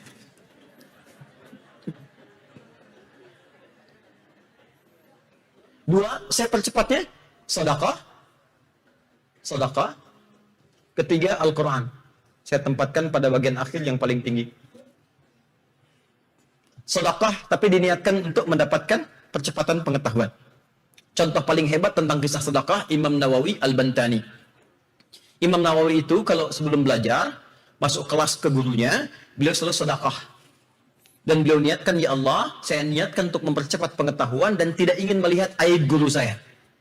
Itu adabnya. Jadi kalau ingin belajar, jangan banyak guru. Dan saya sempat praktekkan ini saat saya di pesantren. Ya, walaupun dengan terbatas, kita praktekkan hasilnya luar biasa, Bu. Demi Allah saya katakan. Dan ketika menyoal guru sampai sekarang, kadang-kadang sulit untuk mengingat. Tapi kalau kita praktekkan dengan benar, sampai sekarang, saya masuk pesantren tahun 97. Sekarang, mata pelajaran apapun yang diingat sesuai dengan konsep ini, demi Allah, sampai sekarang mau lupa susah. Saya belajar tajwid, kitabnya Hidayatul Mustafid fi Ilmi Tajwid. Saya belajar hari Rabu, saya baca jam 2 di terasnya Pak Kiai Miskun Asy-Syatibi. Bunyi kitabnya At-Tajwidul Lughatan Al-Ityanu bil Jayyid wa Istilahan Ilmun Yurafu bihi Qawm Mustaqim Nasifati wal Mududi wa ghairi dzalika katarqiqi wa tafhim wa nahwihima ma ghayatu ilmi tajwid ghayatu bulughun nihayati fi itqan lafzul Qur'ani alamatu duqiyya min al-hadrati an-nabawiyyati afsahiyyati wa qila ghayatuhu sawnul lisani al-khata'i fi kitabillah ta'ala. Saya tak tahu maksudnya apa dulu. Tapi sampai sekarang dia nggak mau keluar. Sampai notasi musik itu saya belajar tahun 97. Karena belajar, saya tidak terlalu akrab dan tidak terlalu senang dengan musik. Saya tidak tahu cara main gitar, misalnya apa, apalagi drum, dan saya nggak bisa. Tapi saya riset untuk menemukan hukum musik. Itu saya pelajari notasi itu tahun 97. Sampai sekarang mau lupa susah. CDF, GBC, GBC, DFIS, GDFIS, GBC, DFIS, DFIS, GIS, AFIS, GIS, ABCS, DIS, ABCS, DIS, AFIS, GIS, AISB, FIS, AISB, CIS, AISB, CIS, AISB, GIS, AISB, CIS, gitu ya. Yang gitu tuh, cepat sekali. Dan nanti menarik malam-malam. Latihan tahajud. Ada kadang-kadang juga uji nyalinya di pesantren, ke masjid sendirian, tengah malam, jam 2, setengah 3, begitu takbir, Allahu Akbar, keran bunyi sendiri. Selesai, tutup. Saya masih beruntung, teman saya, ghairil maghdubi alaihim waladdallin, belakang amin, tengok kosong. Tapi pintar. Ya. Ya. Oke ya.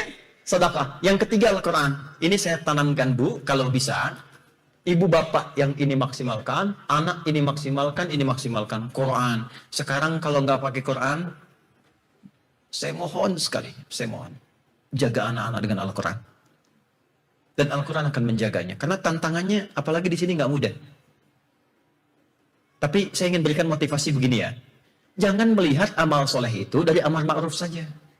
Nahi mungkar pun ada pahalanya. Ini ada LGBT banyak. Anda hindari itu. Itu saat menghindar ada pahalanya. Gitu. Jadi jangan dilihat amal ma'ruf saja. Dan yang nggak mudah itu pahala dari nahi mungkar. Jadi kalau di sini banyak makanan susah cari yang halal. Begitu Anda hindari yang haram dituliskan pahalanya. Anda masuk toko lihat yang haram. Ya Allah, di sini kok haram semua. Pindah. Itu baru pindah karena Allah dapat pahala. Saya nyari ke sana, bakso halal, mie halal, ini halal, belum jadi pahala, dimakan, diniatkan karena Allah jadi pahala. Anda menghindari haram, dapat pahala. Tuh. Ya Allah, kok banyak yang nggak berkerudung ya? Saya mau pakai kerudung aja, berpahala. Perempuan ya, bukan laki-laki deh. Apa hukumnya Muslim yang tidak berkerudung? Hah? Apa hukumnya Muslim yang tidak berkerudung?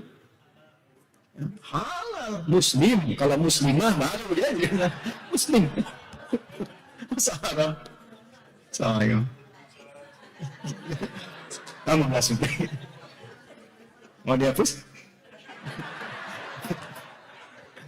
Nih, satu. Quran akan menjaga. Yang kedua, akan mempercepat ingatan, daya ingat. Saya bicara begini karena kami sudah risetkan dan praktekkan. Kami ada sekolah dari tingkat PAUD. PAUD itu pendidikan anak usia dini. Dari KB, TK. Anak-anak KB, TK ini kita optimalkan Quran di dalamnya. Jadi kurikulumnya cuma dari Quran, dari hadis. Nanti dari pemerintah diktas kita islamisasi. Diajarkan yang sama tapi diajarkan dalilnya. Di anak-anak itu kalau dia belajar, TK di kami itu 5 juz. Dan dia otomatis. Jadi masuk masjid sudah otomatis. Baca doa. Masuk kendaraan otomatis keluar. Terus dia mau murojaah Quran. Nah, SD itu 30 juz. Sudah di Mekah, di Madinah. Yang ingin saya cerita adalah ketika Qurannya sudah masuk dalam dirinya, itu Bu, Pak, diajarkan apapun gak lama. Apapun.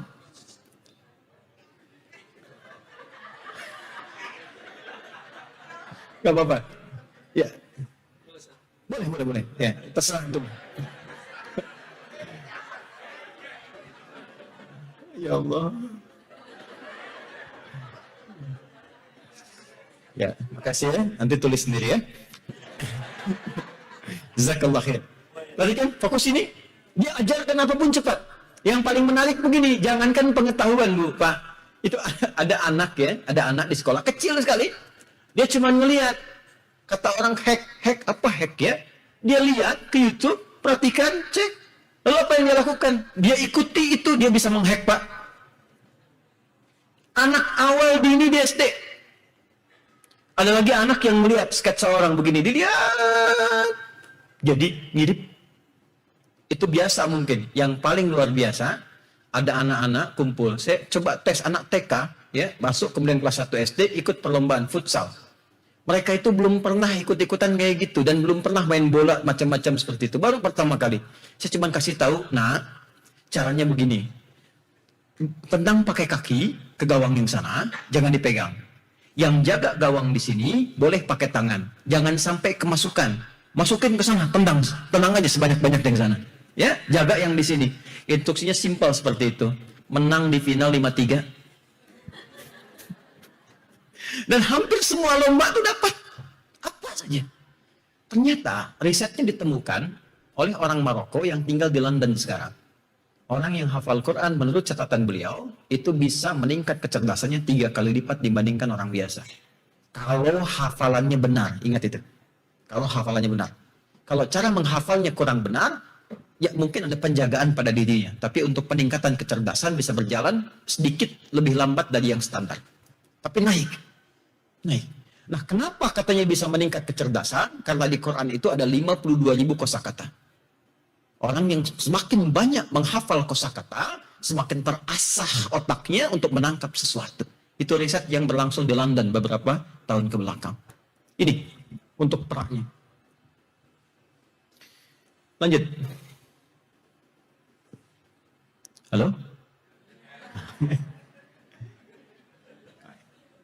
Teruskan dulu pelan-pelan ya. Setelah itu pindah ke Quran surah 58 ayat 11. Mulai belajar. Kan ini pengondisian dulu. Pra belajar. Kalau sholatnya sudah enak, Quran sudah ada dasarnya. Nanti kalau sudah belajar ya bisa bersamaan sambil dipraktekkan. Ya, sedekah itu nggak harus dilihat banyak ya. Niatkan untuk belajar itu. Jangan lihat nilainya. Ya, $1 atau misalnya setengah dolar, ya berapa sen, silahkan, nggak ada masalah. Ya di Indonesia saya katakan 1.000, 2.000, nggak ada masalah. Ya bisa setengah ringgit di Malaysia dan seterusnya. Niatkan aja, yang penting niatnya. Allah tidak lihat banyaknya, Allah lihat niatnya. Jelas ya? Baik, setelah itu terkondisikan pada diri kita, mulai belajar. Yang pertama dilakukan adalah memperbaiki niat saat belajar. Ini adabnya. Quran surah ke-58 ayat 11.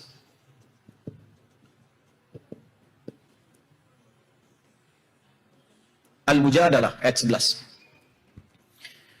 Ya ayyuhalladzina amanu, hai semua orang yang beriman, idza qila lakum tafassahu fil majalisi fafsahu yafsahillahu lakum. Jika diinfokkan kepada kalian, share, luaskan majlis-majlis. Apa itu majlis? Oke, majalis jamak dari majlis. Majlis isim maf'ul, tempat, dari kata jalasa. Asalnya katanya jalasa. Apa artinya jalasa? Asalnya bukan duduk. Jalasa itu asal katanya berpindah dari tempat yang rendah ke tinggi. Lawannya qa'ada, berpindah dari tempat tinggi ke rendah. Kalau saya berdiri, saya akan pindah duduk merendah. Itu bahasa Arabnya qa'ada. Sifatnya qu'udan. Karena itu, orang yang tak bisa sholat berdiri, dia boleh duduk. Nah, bahasa Qurannya qu'udan, bukan julusan. Contoh, Quran surah keempat ayat 103. فَإِذَا قَضَيْتُمُ الصَّلَاةَ فَاذْكُرُوا اللَّهَ قِيَامًا وَقُعُودًا. Quran surah ketiga Ali Imran ayat 190 sampai 191. Inna fi khalqis samawati wal ardi wa ikhtilafil laili wan nahari la ayatin liulil albab alladzina yadhkuruna Allaha qiyaman wa qu'udan. Tapi julusan berpindah dari rendah ke tinggi. Yang menjadikan itu, misal contoh, saya duduk di bawah di karpet. Saya akan pindah ke kursi. Maka orang Arab mengatakan tafaddal ijlis, pindah ke tempat yang tinggi. Tempat yang mengangkat kita ke tempat yang tinggi disebut majlis. Nah, kenapa tempat menuntut ilmu disebut dengan majlis? Isyarat ke kita, orang beriman, orang Islam. Kata Allah, orang Islam itu kalau nyari sekolah beda. Bukan sekedar mencari tempat ilmu. Bukan sekedar dia masuk sekolah, bisa belajar, tak. Dia harus lihat tempat mana yang bisa mengangkat derajat dia dalam menuntut ilmu. Jangan sekedar titipkan asal sekolah, tidak. Lihat dulu apa yang bisa diangkat di tempat itu. Apa yang bisa menaikkan derajat dia.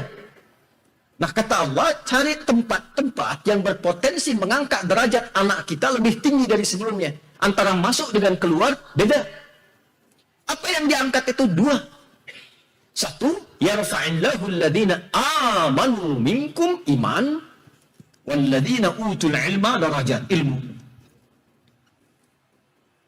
Nah, jadi kalau Bapak Ibu ingin carikan sekolah untuk anak-anaknya, cari dua sifat ini. Orang beriman itu akan mencari ini, kata Quran. Cari sekolah yang bukan hanya meningkatkan ilmunya, bukan membuat pandai saja ilmu meningkat, tapi imannya pun mesti meningkat. Cari sekolah yang mengajarkan ilmunya naik, imannya pun naik secara bersamaan. Apa yang menaikkan iman? Diajarkan sholat, diajarkan Quran, diajarkan berbakti kepada kedua orang tua, supaya ada keseimbangan antara ilmu dengan maslahatnya, ilmu dan akhlaknya. Jangan sampai nanti ilmunya bagus, pintar dia, tapi karena nggak ada iman, ibu nggak punya investasi, bapak nggak punya hasil dari situ. Sudah tinggi-tinggi, sudah sepuh, sudah investasi banyak, tak diperhatikan oleh anak. Padahal anak sukses, ilmunya banyak, pekerjaan hebat, gaji banyak, tapi anda tak dirawat. Bahkan yang paling menyedihkan, maaf sekali, di Jakarta itu dulu saya datang dari Tripoli, ada kasus Pak Ibu. Ayah meninggal, anak berusaha mencari orang untuk menyewa orang-orang yang bisa menyolatkan bapaknya karena dia tak bisa menyolatkan orang tuanya. Gak bisa sholat jenazah. Saya sedih sekali, saya bilang, ya Allah, ini ibu yang mengandung, melahirkan, ayah merawat, nyekolahkan sampai pintar, kaya, aset banyak. Bapak meninggal, nyolatkan aja nggak bisa. Terus di titik itu apa yang mau disesali? Kan pada akhirnya, maaf ya, kita menginvestasikan anak itu kan supaya dapat sesuatu di masa depan.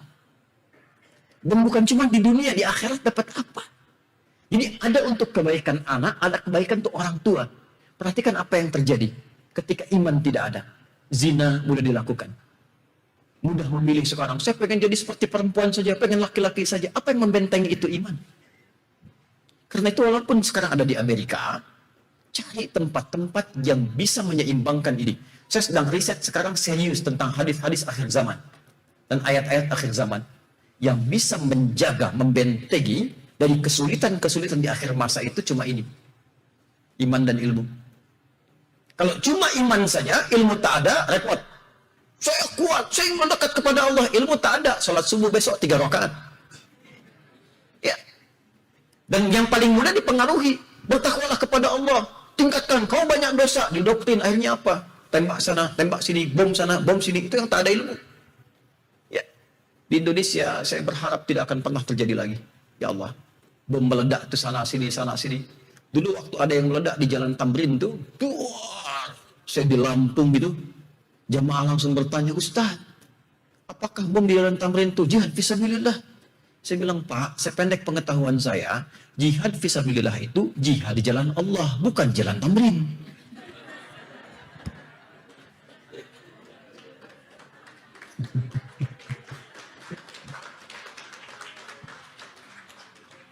Ya, tolong cari tempat. Kalau tak, alhamdulillah, terima kasih bisa MISG fasilitasi muktamar gini. Walaupun setahun sekali. Saya ingin menyarankan, tolong ya, Mas Arif, Sarya, Pak Yusuf, dibikin kurikulumnya nih. Tuh anak-anak ke depan dipetakan, orang tuanya apa. Ada legasinya. Jangan cuman kita duduk berpisah begini, tidak. Bikin legasinya, bikin kurikulum. Kalau bisa bikin panduan. Riset dulu, mitigasikan. Ya, mitigasikan. Apa yang perlu dibuat, apa kebutuhan anak-anak, jangan jauh-jauh, jangan lihat Indonesia, apa yang dibutuhkan di sini. Ya, kalau perlu kami, sampaikan. Katakan pada saya, apa yang bisa dibutuhkan, silakan. Saya datang ke sini untuk mengajar, bukan untuk mendapatkan apapun. Jangan berikan saya apapun. Saya ke sini bukan mencari uang, bukan mencari pendapatan. Saya mau mengajar. Mana staf saya? Jangan terima apapun ya. Mana staf saya? Kalau ada yang kasih uang, panitia jangan mau ya. Awas, hati-hati. Anda terima, saya jewer. Saya kesini nggak cari uang. Tolong jangan berikan saya apapun. Saya nggak terima amplop, nggak terima isinya juga. Nah. Tidak. Saya diajarkan betul-betul untuk mempertanggungjawabkan di hadapan Allah. Sehingga saya ke Allah itu mudah, ringan. Ya Allah, saya sudah datang ke Amerika. Saya tak minta apapun. Saya mengajar datang sendiri. Nerangkan sendiri. Nulis sendiri. Ngapus sendiri. Kadang dihapus, kadang. Ya, kalau dengan cara itu belum juga membuat Anda termotivasi, dengan cara apa lagi saya mesti mengajar? Tapi saya nggak akan biarkan sampai di sini. Nanti Quran misalnya saya nggak berteori. Nanti Anda butuh apa, saya siapkan di Indonesia. Nanti saya minta daftar Pak yang ikut muktamar berapa banyak, berapa keluarga. Saya siapkan buku paket sesuai jumlah keluarganya. Dan itu gratis. Nanti setiap yang ke Indonesia, baik dari IMSA ataupun bukan, didata, nanti kita titipkan, datang ke kantor, siapkan. Saya siapkan sekarang, nanti saya telepon staf saya, siapkan. Berapa jumlahnya? Nggak apa-apa. 1.000, 2.000, 3.000, tidak ada masalah. Ya, siapkan. Nanti kita berikan, nanti kita buat sistemnya tersambung. Saya datang ke sini untuk mengajar. Saya mencintai Anda semua. Ya, saya tidak ada apapun. Demi Allah saya datang untuk mengajar. Maka saya mohon, ketika saya sudah maksimal di sini, maka Anda pun mohon maksimal untuk mengawalkannya dengan semua guru-guru kita. Itu poin saya, tolong dicatat ya. Ini ke sini masih ada waktu? 2 menit, sorry. Terakhir, karena tinggal 2 menit. Jadi majelis terakhir, kalau sudah masuk majelis. Kalau ada majelis yang seperti ini, bagus. Kita pindah ke Quran, surah ke-9, ayat 122. Hadisnya di hadis Muslim, nomor hadis yang ke-8. Quran, surah 9, ayat 122. Hadisnya riwayat Muslim, nomor hadis yang ke-8 dari Umar bin Khattab radhiyallahu taala anhu. Kalau di Al-Arba'in, kalau sulit menemukan hadis Muslim, cari kitab Al-Arba'in, singkat sekali, nomor hadis yang kedua. Saya cepat, saya bacakan hadisnya dulu ya. عن أبي حفص عمر بن الخطاب رضي الله تعالى عنه قال بينما نحن جلوس عند رسول الله صلى الله عليه وسلم إذ طلع علينا رجل شديد بياض الثياب شديد السواد الشعر لا يرى عليه أثر السفر ولا يعرفه منا أحد فجلس إلى النبي صلى الله عليه وسلم فأسند ركبتيه ووضع كفيه على فخذيه فقال يا محمد أخبرني عن الإسلام. Saya berhenti sampai sini dulu. Perhatikan. Dikisahkan Umar bin Khattab saat kami duduk-duduk santai dengan Rasulullah SAW. Perhatikan sifat sahabat. Duduk santai saja, yang dicari orang terbaik. Ini yang dimaksud kemarin cara istiqamah. Ya, sahabat tuh duduk santai aja, yang dicari orang baik. Sebab orang baik itu kalaupun bercanda, pasti ada manfaatnya. Maka dekati orang saleh. Dekati orang pintar yang baik.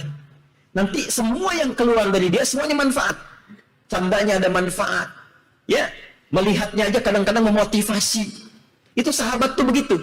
Setelah itu tiba-tiba datang seorang lelaki, pakaiannya putih bersih, rambutnya tersisir rapi, dan tidak ada nampak lelah dalam dirinya. Maksudnya apa? Orang ini betul-betul fokus ingin datang ke tempat itu, nggak mampir-mampir, nggak nyambi. Maka kalau sudah kita dapatkan majelis, masukkan dalam agenda kita. Jangan sambil nyambi-nyambi, niatkannya langsung ke situ. Pak, kita makan nasi goreng yuk, sambil ikut taklimnya Ustadz Joban, bisa kan? Sambil fokus datang, sehingga energi dan fokus kita semua ke situ.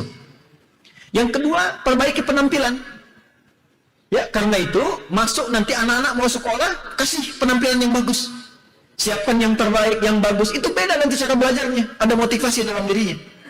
Kemudian apa? Fajalasa ilan nabi, duduk saf paling depan. Saf paling depan. Ya, paling depan itu Masya Allah, semua terdengar jelas. Mau ngantuk ditahan-tahan, mau bikin status malu, kan? Ya, lihat.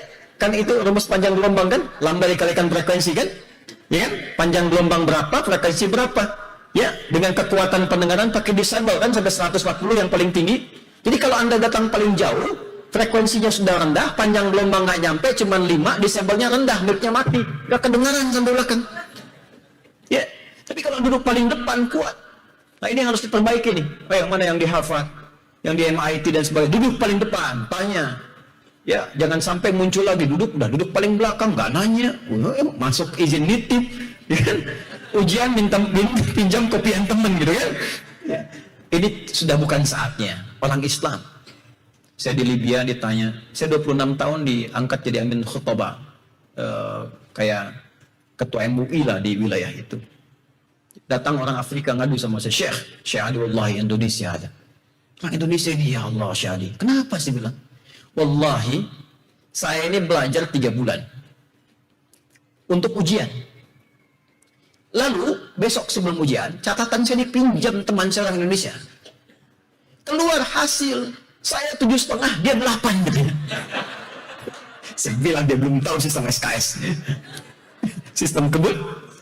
Kadang 1 jam sebelum ujian, pinjam dulu, kasih lagi. Ya, nah itu bukan saatnya. Karena itu ilmunya pun cuma 1 jam itu, semalam itu. Banyak anak-anak yang masuk lulus setelah itu lupa. Itu problemnya. Maka apa yang harus dilakukan? Ambil paling depan. Fokus. Dan pastikan paham sebelum keluar. Di sebagian akhir, jangan meninggalkan tempat belajar sebelum paham. Makanya dicontohkan di hadis itu, yang belajar tadi adalah malaikat Jibril yang menyamar, menunjukkan kepada kita cara belajar. Dia konfirmasi semua, pengen paham, baru keluar. Fantolak. Sebelum paham, ditanya terus. Nah, ibu saya dulu begitu. Kalau saya pulang, ditanya, belajar apa? Dilihat, paham nggak? Anak-anak kami sekarang begitu, saya kembalikan lagi. Jadi jangan sampai masuk, keluar, nggak mengerti. Itu nggak diinginkan. Nggak diinginkan. Dan nanti pada akhirnya, turunlah Quran surah 9, ayat 122. Kalau ada belajar yang seperti itu, disifati oleh Allah langsung sedang berjihad fi sabilillah. Kalau dia wafat sedang belajar, syahid dia Pak Bu. Bapak Ibu kirimkan anak belajar sambil belajar Islam. Disiapkan seperti tadi, masuk paling depan, belajar dengan benar, pastikan dia paham. Tiba kemudian mohon maaf dengan kalimat ini, misal tiba ajalnya dia meninggal. Dia syahid Pak Ibu dan menjadi tabungan untuk Bapak Ibu menjadi syafaat di akhirat. Jadi Anda hidup di sini, jangan dilihat sisi pesimisnya aja. Banyak peluang baiknya.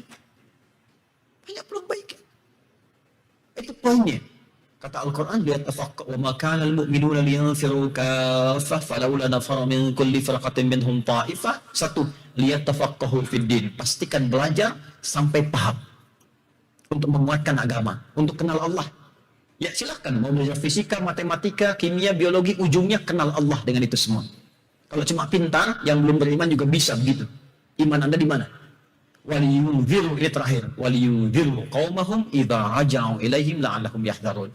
Kalau sudah pintar, pulang. Berikan kemakmuran pada keluarga. Bahagiakan ayah ibu. Anda sudah sukses-sukses nih. Bahagiakan ayah ibu.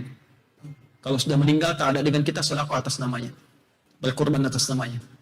Haji, umrah atas namanya. Bahagiakan. Bahagiakan. Karena sahamnya mungkin mereka banyak diberikan kepada kita. Seperti pernah saya sampaikan sebelumnya. Atau Ustaz Fazul juga sudah pernah kuatkan itu. Lalu setelah itu apa? Bangun bangsa, bangun negara. Anda orang Indonesia pulang, kalau belum waktunya pulang, berikan inspirasi, berikan masukan. Orang Malaysia juga begitu, bangun. Terus bersinergi, bangun persaudaraan.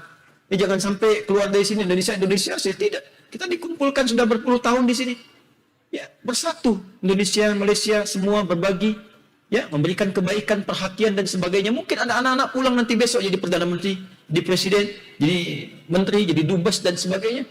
Kalau dia punya dasar-dasar itu yang baik, maka Masya Allah tak terbayangkan, insya Allah bukan hanya berjaya, tapi ada kemuliaan yang bisa di-share dalam kehidupan. Terakhir, khalifah, makna yang keempat adalah saling menggantikan. Pada saatnya kita pulang, maka pastikan yang menggantikan kita lebih baik daripada kita, karena tantangan di masa depan lebih daripada sekarang. Itu yang dimaksud Quran, surah keempat, ayat 9. وَلْيَخْشَى الَّذِينَ لَوْ تَرَكُوا مِنْ خَلْفِهِمْ ذُرِّيَّةً ضِعَافًا خَافُوا عَلَيْهِمْ تَقْوَى فَلْيَتَّقُوا اللَّهَ وَلْيَقُولُوا قَوْلًا سَدِيدًا. Hendaklah orang tua merasa khawatir kalau meninggalkan anak yang lemah tak bisa menghadapi tantangan di masa depan. Maka siapkan diri mereka 3 hal. 1, kuat imannya, 2, kuat hartanya, 3, kuat ilmunya. Kuat iman supaya dia bertahan dalam kebaikan, kuat harta supaya tidak meminta-minta dan kesulitan, kuat ilmu supaya dia bisa menyalurkan segala bakat dan kebaikan yang memudahkan dia berkehidupan. Saya kira itulah adab dalam menuntut ilmu. Selebihnya ada kitab-kitab yang bisa Anda baca. Di antara kitab yang paling bagus, contohnya misal yang ditulis oleh Imam An-Nawawi, kitab pertama yang ditulis namanya At-Tibyan fi Adab Hamalatil Quran. Tulis saja At-Tibyan An-Nawawi. Bisa di googling, ya, di searching, googling, itu bisa di download. At-Tibyan An-Nawawi. Cari versi terjemahan bahasa Inggrisnya. Di situ ada cara cepat mengawali menghafal Quran, cara cepat masuk menuntut ilmu, cara bertakrim kepada syekh.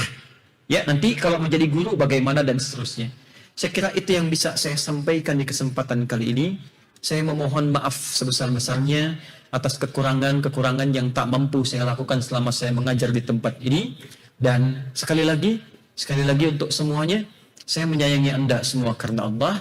Maka mohon sekali jaga diri baik-baik, saling mendoakan. Saya tak minta apapun, hanya saya minta satu saja. Mohon dalam sujud Anda, doakan saya supaya saya diampuni oleh Allah Subhanahu wa Ta'ala dan ayah ibu saya serta keluarga. Saya minta itu saja.